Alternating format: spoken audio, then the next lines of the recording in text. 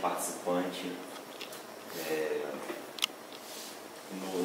Na minha vida profissional, eu sou professor em algumas escolas municipais aqui no Rio, educador e, como já falei, estudante da doutrina espírita. Estou feliz por estar aqui nesse momento hoje para a gente falar desse capítulo do Evangelho segundo o Espiritismo, Bem-aventurados aflitos, que eu tenho para mim como muito especial. Comecei falando um pouquinho de mim, comecei falando um pouquinho de quem eu sou, porque eu sempre falo isso nos momentos de fala aqui na frente, que eu acho muito importante a gente minimamente se conhecer para saber quem está falando, né? Porque muito da nossa fala também tem uma herança de quem a gente é nessa encarnação, das influências que a gente tem, né? No campo profissional, no campo da vida cotidiana. Então eu me identifico, eu gosto de me identificar como educador, né? Principalmente dos mais novos, né? Dos adolescentes e das crianças e tudo mais. E eu acredito que esse processo de educação, que eu acho que é a grande proposta da doutrina espírita, né? O processo de educação moral nosso, ele se dá com interação. Tem uma fala, se eu não me engano, do Cândido Portinari, que fala que nós somos como mourões. Sabe mourão? Todo mundo sabe o que é um mourão de cerca, que usa para dividir, né? A gente só fica em pé por quê? Por que o mourão está em pé? Tem o arame farpado segurando. Porque está segurando um no outro. Né? Então, a gente é um mourão também. A gente só fica em pé porque está se segurando um no outro. Né? E eu acho que o processo de educação ele se dá um pouquinho nessa lógica. Né? A gente só consegue se educar a partir da interação com o conhecimento e esse conhecimento colocado em prática na interação com o outro. Principalmente quando a gente fala de educação moral, quando a gente fala de doutrina espírita. Então, eu estou usando essa justificativa, esse floreio todo, para dizer que vocês podem ficar inteiramente à vontade de fazer as colocações de vocês nesse momento aqui. Eu não sou dono da verdade, também não pretendo ser. Eu sou, talvez, assim, um intérprete bem falho, bem cheio de defeitos, que está aqui para, de repente, trazer essa discussão, esse debate, que são esses dois temas, o bem e mal sofrer e o mal e o remédio na noite de hoje. Então, se vocês tiverem alguma objeção de alguma coisa que eu falar, falam, não, olha só, discordo, podem discordar de boa, a gente está aqui para construir esse conhecimento. Se quiserem acrescentar com a experiência de vocês, também podem ficar de boa. Vamos começar? Vou abrir o coração para vocês e vou dizer que eu toquei nesse tema, né? Comecei a olhar, né, esse tema para poder vir falar aqui há uma semana, mais ou menos, foi quando o Marcos me recordou, não tem nem uma semana, né, tem menos até, foi no último final de semana, me recordou, eu tinha esquecido esquecido desse momento da palestra. E eu confesso para vocês que eu tive muita, não sei se dificuldade é a palavra, para poder, na leitura desse texto, para poder me aprofundar nessa leitura e trazer para o nosso dia a dia algumas dessas questões. Então, o conhecimento está sedimentado na minha cabeça, mas ele está em processo de construção também. Então, vamos juntos. Pode passar, por favor? Obrigado. Então, a gente começa da seguinte forma, com a seguinte frase do Cristo, com a seguinte frase do Evangelho. A gente vai ter algumas leituras. Se vocês se sentirem incomodados, vocês podem falar, tem muita leitura, tá? Que a gente fica mais no bate-papo. Mas eu gosto de trazer essa referência, né, da codificação para dar base às coisas que a gente está falando. Então, eu destaquei aqui os pontos principais. Quando Cristo ele disse, bem-aventurados aflitos, o reino dos céus lhes pertence, ele não estava se referindo de maneira geral a todo mundo que sofre. Tendo em vista que todo mundo que sofre está na Terra. E eu comecei rápido, deveria perguntar para vocês, alguém que sofre? Alguém que sofre? Quais são os tipos de sofrimento que a gente conhece? Pode ser uma doença. Problemas de saúde. Filme. Problemas financeiros, sofre por uma questão, né, de problemas financeiros mesmo, né, de não ter recursos, que é mais angústias, problemas, né, psicológicos, né, ou do coração. Angústia ou Problemas familiares. Muitas vezes a gente vai perceber aqui, se a gente for fazer uma reflexão, que às vezes um sofrimento vai levando ao outro, né? O problema financeiro está entremeado com um problema familiar que gera uma angústia. Que mais? Que outros problemas? Que outros sofrimentos? Morais. Sofrimentos morais, angústia talvez ilustre um deles, né? Autoaceitação é um sofrimento, muitas vezes. Muitas vezes é um sofrimento, sim. Tem pessoas que sofrem porque não sabem por que sofrem. Sofre porque não sabe por que sofre. Às vezes pode ter um vício no sofrer, né? E aí fica, muitas vezes, sofrendo sem entender o porquê sofre. Interessante. Mais algum outro exemplo de sofrimento que a gente vê no dia a dia? Vícios. Vícios materiais, drogas, compra, compulsão, comida, e também os vícios morais, podemos dizer também. Luxúria, inveja, né? Fracasso, ambição. Então a gente já está entrando aí um pouquinho nas causas desses sofrimentos, né? A gente já está entrando um pouquinho mais pro que o seu Flávio falou ali, né? Sofre porque não sabe. Esse é um porquê sofre muitas vezes, né? A vaidade, a ambição, esse orgulho, muitas vezes está ligado à causa desses sofrimentos. Bem, e aí a gente vai pensar aqui num preceito. Então, a gente toma por preceito que todo mundo que está aqui na Terra, segundo o que está falando o Evangelho, sofre. Todo mundo que está aqui sofre. Algum tipo de sofrimento. Algum tipo de sofrimento. Sabendo ou não, achando que sofre ou não, tendo consciência do próprio sofrimento ou não, ou desconhecendo, né? Um outro preceito que a gente vai tomar na noite de hoje, que é importante para esse conteúdo, é a questão da reencarnação, da lógica reencarnatória. Então, se a gente for pensar na causa do sofrimento, é importante a gente lembrar que a doutrina espírita ela nos traz à luz a questão da reencarnação. Então, a causa desse sofrimento ele pode estar nessa vida, mas também pode estar em causas anteriores, né? Em vidas anteriores, em situações, às vezes até no campo da erraticidade. Erraticidade tranquilo para todo mundo, quando o espírito está desencarnado e não está encarnado, está errático. E também tem, quando aquele pessoa que não sabe, às vezes a pessoa acorda com um sentimento de sofrimento e não sabe por quê. Porque quando a gente dorme, a gente se relaciona na espiritualidade. Então pode ser fruto também disso. Então um outro terceiro preceito importante para a gente é a nossa relação com os espíritos desencarnados.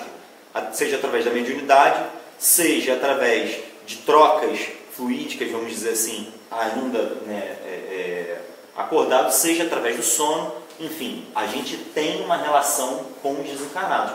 Aí o texto da obsessão lá do Livro dos Médiuns vai falar bem sobre isso, né? Das relações de obsessão que muitas vezes causam sofrimentos, que os desencarnados vão percrustar aqueles nossos defeitos para gerar esses sofrimentos. Então a gente vai começando aqui a sedimentar aqui uma série de preceitos importantes, né? Então estamos todos no mesmo barco, e aí um preceito que eu acho importante também é a gente entender que barco é esse. Qual é o nome desse barco? Planeta Terra, né? E esse planeta Terra tem uma determinada condição. Ele é um mundo de quê? Prova e expiação. Provas e expiações. Perfeito. Mundo de provas e expiações. O sofrimento, em alguns casos, é um instrumento pedagógico desse mundo. Ele vem a nos provar, é isso que a gente vai ver aqui hoje, né? Vem a nos expiar também, para trazer uma reflexão sobre as nossas ações. E um dado importante também é que ele está em transição, né? Isso é importante. Isso é crucial, né? Isso é importante. É interessante a gente entender que os textos que a gente estuda na Casa Espírita, a maior parte deles, pelo menos os fundamentais, eles chegaram até a gente ou há 2000 anos atrás, através do Cristo, né? Ou há 150 anos atrás, através da doutrina espírita, lá no século XIX. Então, lá no século XIX, os espíritos já anunciavam que a gente estaria num processo de transição do mundo de provas e expiações, porque a gente conhece o mundo de regeneração. Ok? Então, é só para a gente entender esse contexto aí. A gente já está mais avançado do que 150 anos atrás. Olha que coisa boa. O nível de sofrimento a gente já pode indicar que é menor do que já foi um dia. Então, por favor. Bem, aí a gente vai tratar um pouquinho do nosso relacionamento com esse sofrimento. né? Poucos sofrem bem, é o que o Lamennais fala nesse texto, tá? Poucos sofrem bem, poucos compreendem que somente as provas bem suportadas podem conduzi-los ao reino de Deus.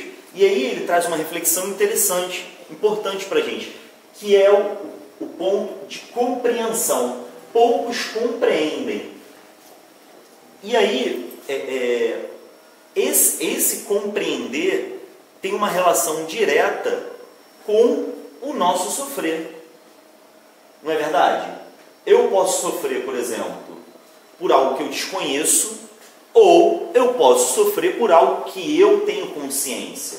Em qual das duas situações vocês acham que é melhor da gente buscar um amparo? Eu estou sofrendo por uma coisa que eu desconheço, ou eu sei por que eu estou sofrendo? Bom, se eu conhecer, eu sei lidar melhor com ela. Se eu conheço, eu sei lidar melhor com ela? Então, o fato do conhecimento, né, a compreensão no sentido de conhecimento, talvez nos traga ou pelo menos nos seja uma ferramenta, não vai garantir que a gente sofra melhor, mas é uma ferramenta para que a gente possa entender por que está sofrendo e passe a sofrer melhor. Mas esse sofrer melhor ele é interessante, né? A gente vai pensar, poxa, sofrer melhor, como é que é isso? É sofrer sorrindo? É sofrer correndo, saltitando? Uma indicação para isso, tem pessoas que você fala com ela assim, como é que você está? Está tudo bem? Está tudo ruim, está tudo... E tem pessoas que você fala, está sempre bem, embora ela está com muita dificuldade. Esse é um mal sofrido. Já tem uma diferença. Já é uma diferença. Não é o caso da pessoa sorrir por obrigação, para sempre ficar bem na fita. Mas é o caso da pessoa entender aquela situação que ela está passando, que é isso que ele vai nos dizer, e pelo menos do desânimo ela já se livra. Porque os espíritos eles vão nos falar sobre esse aspecto do desânimo. E ele é interessante da gente entender aqui. Quando ele fala ali, o desânimo é uma falta. Né? E ele nos dá a prece como apoio. Gente, a palestra já acabou aqui, tá? Esse slide aí, basicamente, ele fala desses 3 pontos. Mas é importante a gente entender isso. Existe um sofrimento. Esse sofrimento ele tem 2 caminhos no nosso relacionamento. Ele pode nos levar ao desânimo, ou, se eu decidir me relacionar de maneira diferente, eu posso tentar buscar uma solução, ou amenizar esse sofrimento. Não é verdade? Então, e aí a gente vai discutir um pouquinho sobre essa questão do desânimo e dessa maneira como é que a gente se relaciona com o sofrimento. Beleza? Aí tem o miquinho ali, né? Ai, que desânimo. Não. Às vezes a gente está assim, não tá? Fala a verdade. Não. Às vezes a gente está assim, ai, que desânimo. A gente às vezes nem tem. Isso é muito importante, ó, que a gente tem que diminuir o máximo possível esse momento de desânimo. Porque ele traz consequências graves. Sim, de fato. A gente vai discutir um pouquinho sobre isso mais à frente. Passa por... Você resgatou uma falda ali. Ela vai estar na frente. Vamos lá. Então, olha que coisa interessante. Uma parte interessante nesse texto que diz o seguinte: o fardo é proporcionado às forças. Jesus já disse isso, né? Ele já diz, né? Então, quando ele fala lá do nosso fardo, do jugo, né? É importante a gente refletir isso. Deus não dá um peso maior que a gente possa carregar. Então, uma falta já está falando assim, não basta. Já abriu o sorrisão ali, ó. Vou ficar zen, vou repensar esse sofrimento para tentar me relacionar diferente com esse sofrimento. Né? No primeiro momento, muitas vezes a gente pode caminhar para um desânimo, gente. E assim, eu não sou psicólogo, daí essa profissão tão grandiosa, né? A profissão de quem trabalha com a psicologia humana, né? Os psiquiatras, né? Dentro do ramo, os psicólogos de outros, psicanalistas, enfim, eles têm o potencial de nos ajudar com muita propriedade sobre como não caminhar para esse desânimo, sobre como superar essas situações. Né? Isso é muito interessante. A gente tem visto, inclusive, ultimamente, pelo menos aqui no Rio de Janeiro, um preconceito que tem caído por terra, que é o preconceito mesmo de lidar com psicólogo. Está sendo vencido, está sendo muito bom. Está sendo vencido. Você já vê nos hospitais, nas clínicas, as pessoas procurando mais os psicólogos. Sim, e o próprio... um apoio. e o próprio discurso diminuindo, né? Porque antes as pessoas falavam, isso é médico de maluco, aquela coisa toda, né? E tinha um capacitismo muito grande, né? Um preconceito muito grande. Quanto os nossos próprios problemas, quanto os problemas daqueles que têm questões psicológicas. Enfim, então, num primeiro momento, o que a gente precisa entender, e aí a doutrina espírita não vai trabalhar da questão material, mas vai trabalhar na questão espiritual, um primeiro caminho, uma ferramenta muito importante que os espíritos nos trazem é o quê? É a prece. É a meditação, a fé, a prece. E aí, o fardo é proporcionado às forças. Então a gente tem força e a prece é uma ferramenta muito importante para desenvolver essa nossa força para atravessar um determinado problema. Né? É uma ferramenta muito importante. Sozinha, então agora que bom, o Roque falou lá na palestra de sexta-feira que se eu fizer prece tudo melhora. Só fazer prece melhora? Não necessariamente. Mas a prece ela é uma ferramenta. Tem que dizer basta ali e vamos seguindo. Então a gente vai pensar, vai fazer uma reflexão sobre as nossas práticas. Algumas coisas que são causas desses sofrimentos nos dias atuais. Tá? Eu trouxe de algumas pesquisas para a gente entender, e eu trouxe algumas causas desses sofrimentos. Buscar um padrão moralista, muitas vezes. O que é isso, um padrão moralista? É um padrão moral? Não.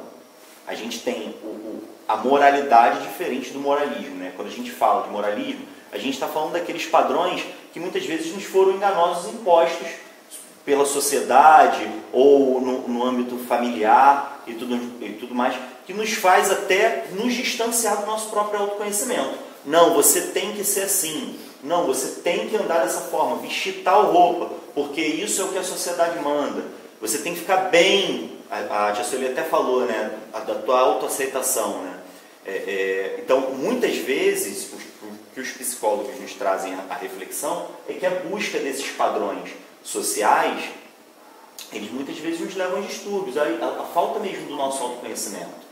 Né? E quando a gente busca se conhecer, a gente não vai buscar, de fato, nos enquadrar dentro de um padrão construído, mas entender qual é o nosso relacionamento conosco mesmo. A gente só precisa lembrar, no caso daquela questão clássica do próprio Santo Agostinho, né? Que fala para a gente refletir sobre os nossos defeitos. Se eu estou buscando um padrão moralista, eu não exponho meus defeitos. Não é verdade? Eu vou toda hora querer maquiar os meus defeitos, porque eu vou querer mais ficar bem na fita do que colocar os meus defeitos à tona para que eu possa colocar eles à prova e trabalhar com eles. Né?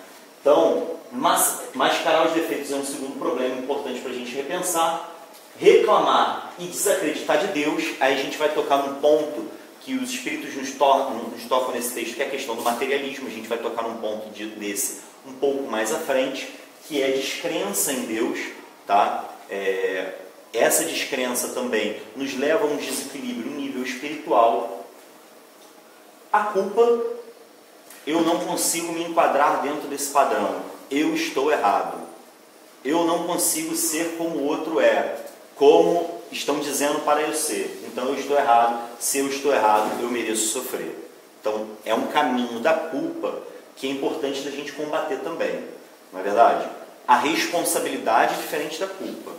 Responsabilidade eu estou sofrendo por uma determinada situação, vou buscar a causa, eu sou responsável por isso. A culpa, ela passa por um outro princípio, que é de identificar que nós devemos sofrer como punição de algo que supostamente a gente fez ou que de fato a gente fez. Né? A responsabilidade não. A responsabilidade eu devo arcar com as consequências do meu ato. E não eu devo sofrer, eu devo cair numa depressão, coisas nesse sentido. A culpa hoje em dia é talvez uma das maiores causas de depressão que a gente encontra. E essa questão de ter vergonha de si. Não é verdade? A gente, durante muito tempo ao longo da humanidade, a gente teve vergonha muitas vezes de quem a gente é. E a gente vê hoje em dia vários debates sendo colocados à tona. Né? As pessoas têm falado, por exemplo, sobre gordofobia, né? Que é o preconceito com quem é mais corpulento. Né? A pessoa não pode ser um pouco mais corpulenta, tem que se enquadrar dentro de um padrão. Né? Preconceitos como homofobia, né? Pessoas que têm uma orientação de gênero diferenciada e aí muitas vezes não são aceitas e desenvolvem depressões, têm uma tendência maior a desenvolver certos sofrimentos, entre outras coisas. Eu trouxe algumas às vezes, a gente vê até preconceito em termos de intolerância religiosa, não só no fato da pessoa com a sua própria religião, mas até na própria crença de Deus, né? Eu vivenciei algumas situações na academia de preconceito mesmo. Mas como é que você pode acreditar em Deus? Né? Como é que é isso? Pô, você está fazendo mestrado aí, está vendo, está estudando a ciência. Ué, por que não? Isso é uma forma de preconceito também em relação à nossa crença. Então a gente vai vendo ali, ó, e muitas vezes a gente vai mascarando essas situações, vai apontando dedos. Passa, por favor. E aí outras formas de soluções que são, pode passar, por favor, que nos são sugeridas no texto, é a questão do autoconhecimento, em primeiro plano, né?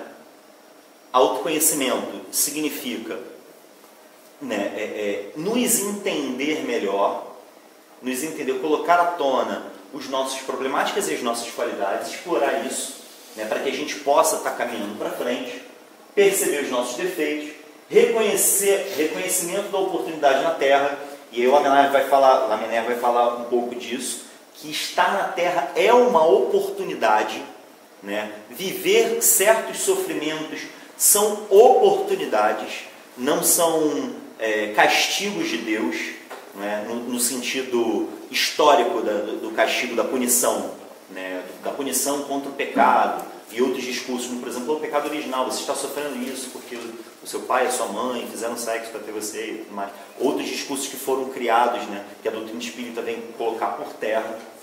Então, reconhecer a nossa oportunidade aqui na Terra. Eu estou sofrendo, então tem motivo para eu estar sofrendo, né? Esse motivo pode ter sido uma escolha minha equivocada no passado, mas também pode estar fazendo parte de uma prova. Não é verdade? A gente tem alguns exemplos. Eu sempre gosto de citar um exemplo de um indivíduo chamado Harvey Milk. Já ouviram falar nesse indivíduo? Ele foi um senador norte-americano e ele foi senador, se não me engano, no final do século XX, e ele promulgou as primeiras leis, ele colocou em prática as primeiras leis de direitos humanos a pessoas não heterossexuais, a homossexuais, direitos, né?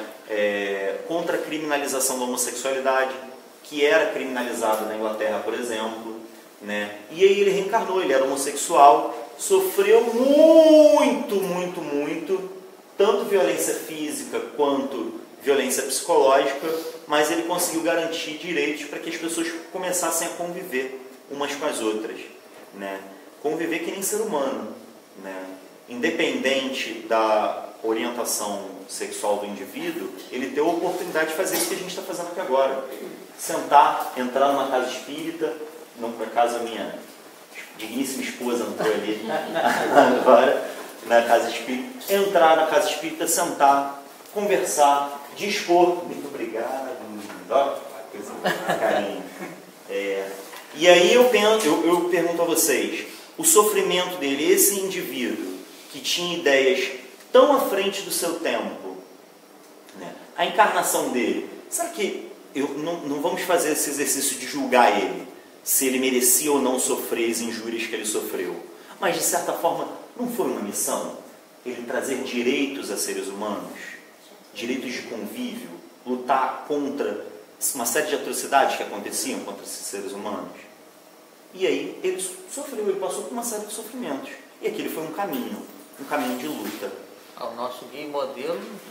Nossa, esse é o maior exemplo. Eu não vou apelar para Jesus, porque ele tem que ser sempre citado.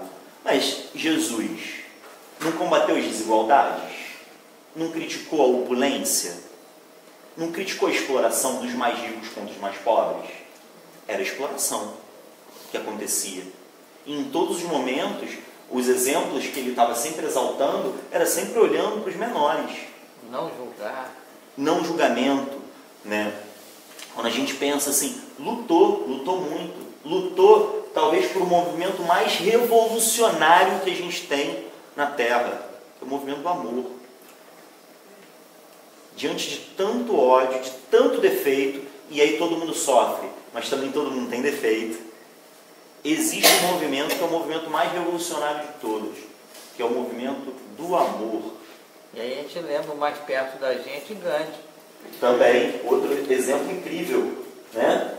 Que também vai pensar, e aí o Gandhi se destaca tanto pelas suas bandeiras, mas pela forma de luta, né? O pacifismo lá ativo, né? Mostrar que a gente pode lutar sem usar a arma, sem agredir. A gente pode lutar com amor. Sem ir pro fight, exatamente. A não violência que ele pregava, né? A não violência ativa. Não violenta era o primeiro item na cartilha dele. A não violência ativa ali, né? Com a desobediência civil organizada, né? E aí o Martin Luther King, o patrono aqui da Avenida Martin Luther King Jr., também é outro que foi aprender com Gandhi, levou esses ideais para os Estados Unidos, lutou pela igualdade racial, principalmente, né, dos direitos, sofreu pra caramba, né? Quem tiver a oportunidade de ver um filme chamado Selma, é super interessante, conta um pouquinho da trajetória do Martin Luther King, né? E da sua perseverança. Então a gente tem aí, ó, coloquei propaganda ali da terapia. Antes da terapia parece que a gente está carregando o mundo nas costas. E aí muitos carregam o mundo, mas a maneira como carregam, olha, depois da terapia, como um balão. E aí esses seres, por entenderem muitas vezes a necessidade daquele sofrimento, das características do mundo que eles estavam vivendo, qual é o relacionamento que eles tinham com esse sofrimento? Não, isso é necessário, vamos lá, levanta a cabeça. Vamos tacar uma pedra na sua cabeça ontem. Tem um indivíduo, a gente não está aqui para falar da questão moral, né? Se o indivíduo é bom ou é ruim. Mas eu gosto muito de uma passagem do Bob Marley, em que ele vai fazer um show lá, se não me engano, em Kingston, na Jamaica, e ele toma um tiro no dia anterior. Ele leva um tiro. E aí no dia seguinte ele vai fazer o show, o jornalista pergunta para ele assim: cara, você deu um tiro, você não está com medo de morrer? Aí ele fala assim: o mal no coração das pessoas, não sei se é bem essa fala, tá, gente? Liberdade poética aqui. O mal no coração das pessoas não descansa um dia. Por que o bem deve descansar? Então, olha o relacionamento com o sofrimento, né?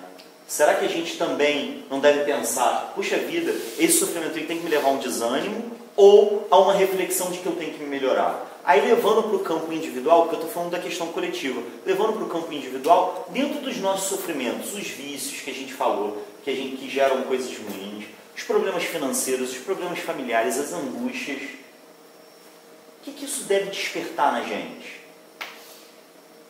É muito fácil também, eu acho que eu falando do lado de cá, vamos lá galera, acorda, vamos lutar, vamos...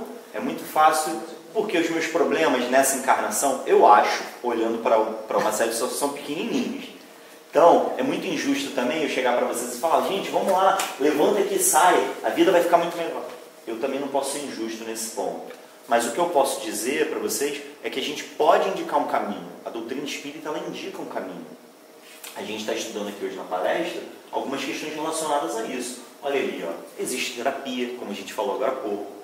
Calma aí que eu estou fazendo prece. Existe o poder da prece, né? O Guaxinim ali está até falando, ó, calma aí que eu estou fazendo prece, brincando, né? Existe o poder da prece, a espiritualidade superior, e eles mostram isso a todo momento para a gente. O nosso anjo guardião, espírito superior. Todos temos. Todos temos, pelo menos da segunda classe de espíritos, espírito da segunda ordem, pelo menos. Não é? É isso aí. Não um espírito imperfeito, um espírito superior. Nós temos o anjo de guarda, que é da segunda ordem. Da segunda